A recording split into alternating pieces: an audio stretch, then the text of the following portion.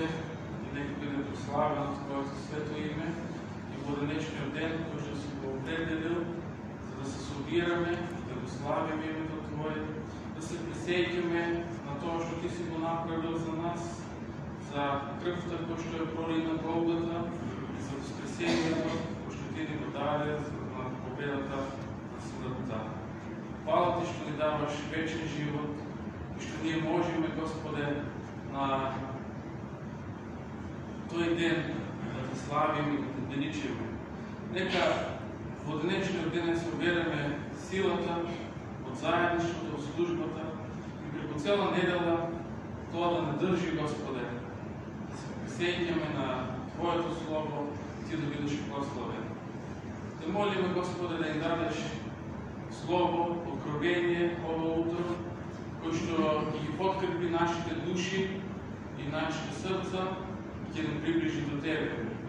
Да, Господе, како што Ти го даваш дождот, сувата земја, како што и сега ни е потребен насушен дожд, освежување на почвата, така и на срцето ни е потребен духовен дожд, Господе, за да го умекне, затоа што од световните грижи тоа се стврднело и потребно ни е Ти, Господи, да не напасиш.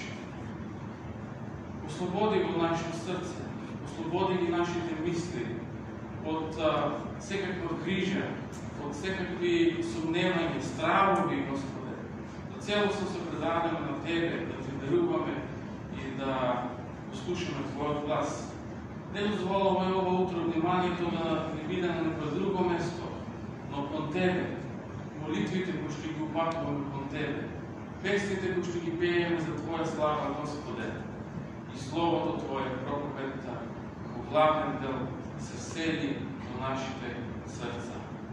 Спомни си ово утро за сите браќа и сестри кои што на различните места да слават, се собираат во Твоето име, Исусе Христе.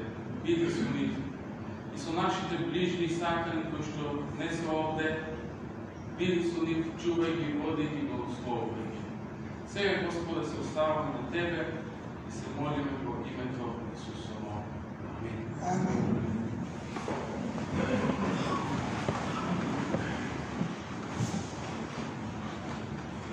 Драги браќи и сестри, го поздравувам ово утро, кои што сте дојдени во Божјото име. Исто така пак гледам наши луѓе кои што се во странство, се дојдени и поздравувам во нашата средина и нека сите заедно го прославиме Бога. Преку се што ќе правиме. Твоето сакам и да ви наполнам дека денешната богослужба ќе трае малку пократко, 5-10 минути, ќе ја скратиме затоа што ќе морам да одам за Моспитово. Проповедничката сестрана да се разболела, морам да одам на богослужба таму, така да знаете, некои 5-10 минути пред 10 би требало да завршиме.